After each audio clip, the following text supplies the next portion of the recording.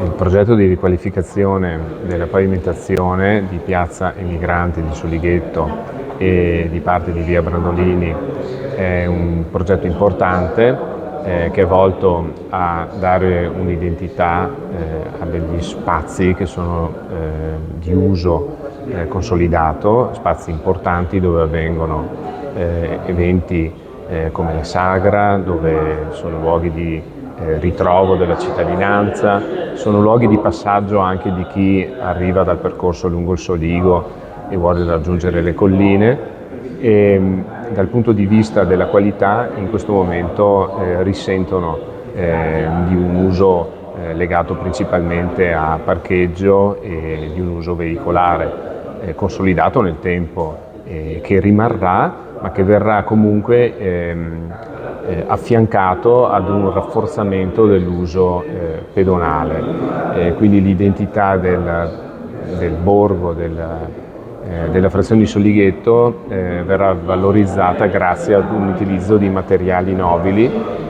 come i sassi di fiume che permetteranno una percezione degli spazi molto più ampia, non più legata alla presenza di una strada e delle piazze marginali, ma un unicum che serve a creare una grandissima qualità e un grande spazio per l'uso di tutti i cittadini. Per quanto riguarda la viabilità, quali saranno le novità principali? La viabilità è stata oggetto di un grande studio da parte dell'amministrazione che ha generato un progetto di fattibilità realizzato negli anni scorsi e che noi abbiamo recepito e abbiamo condiviso insieme a tutti gli enti, compresa la MOM che gestisce le corriere, gli autobus, e prevede l'introduzione di un senso unico tra la piazza della Chiesa, ovvero Piazza della Libertà,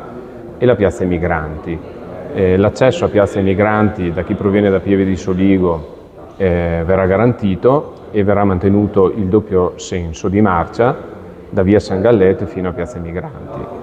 Quindi l'unico tratto che verrà convertito a senso unico sarà dalla piazza della Chiesa a piazza Emigranti, e questo ovviamente